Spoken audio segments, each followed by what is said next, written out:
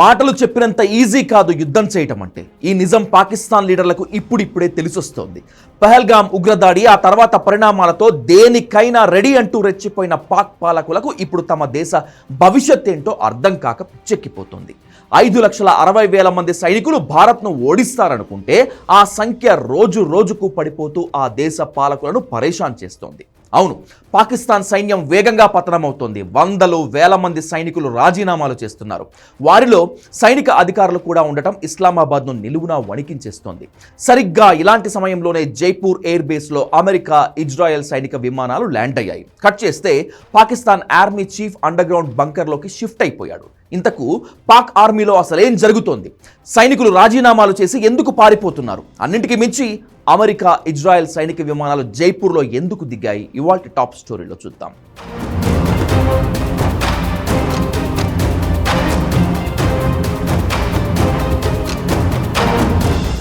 Pakistan army chief విదేశాలకు పారిపోయాడు.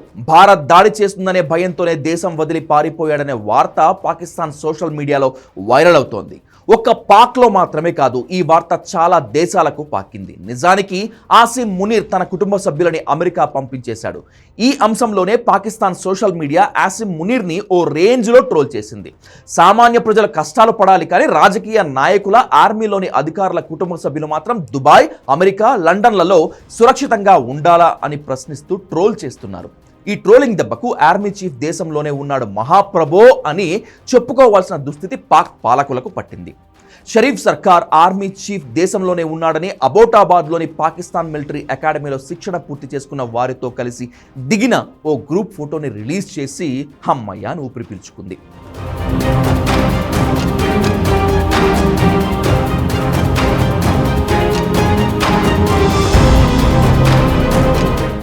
పాకిస్తాన్ సైన్యంలో ఇప్పటి వరకు 250 మందికి పైగా అధికారులు, 1200 మందికి పైగా సైనికులు రాజీనామా చేశారు. Lieutenant general Umar Ahmed Bukhari army chief general Asim మునీర్కి రాసిన అంతర్గత లేఖలో ఈ విషయం వెల్లడైంది.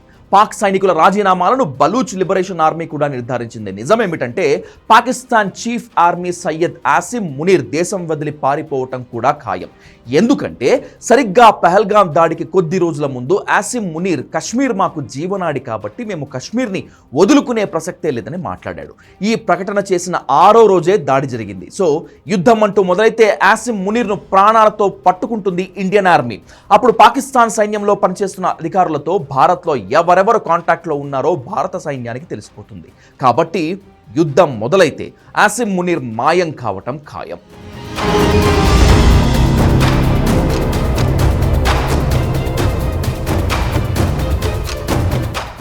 నిజానికి పాకిస్తాన్ సైన్యంలో తమ సైన్యం శక్తి సామర్థ్యాలు ఎలాంటివో కింది స్థాయి అధికారులకు పెద్దగా సమాచారం ఉండదు.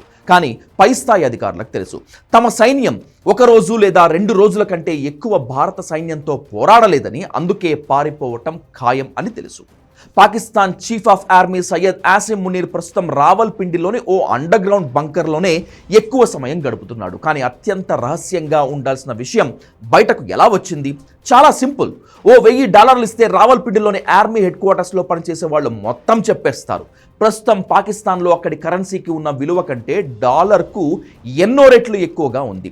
ఇరాన్లో కూడా డాలర్కు ఉన్న డిమాండ్ అక్కడి కరెన్సీకి లేదు కాబట్టే ప్రతి విషయం మొసాద్కు తెలుస్తోందంటారు. ఈ విషయం పాక్ ఆర్మీలో పనిచేస్తున్న జనరల్స్ కూడా తెలుసు.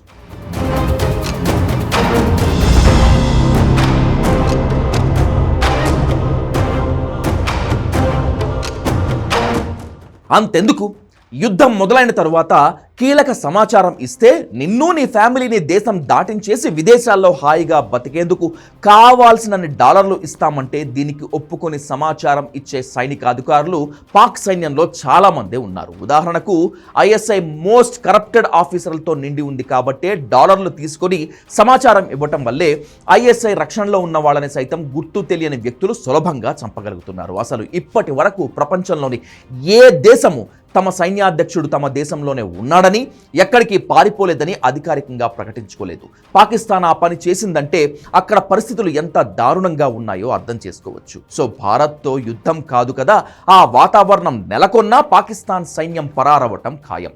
మరోవైపు ఈ నెల 27న జైపూర్ ఎయిర్ బేస్లో అమెరికన్ కార్గో విమానం, 2 ఇజ్రాయెల్ ట్రాన్స్పోర్ట్ విమానాలు ల్యాండ్ అయ్యాయి. మనకు మద్దతుగా ఆ 2 దేశాల సైనిక విమానాలు జైపూర్లో దిగాయి.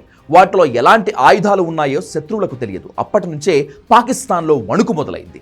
ఎందుకంటే మొసాద్ రా జాయింట్ ఆపరేషన్ ఎలా ఉంటుందో మనకంటే పాకిస్తాన్ ఆర్మీకే ఎక్కువగా తెలుస్తుంది కనుక.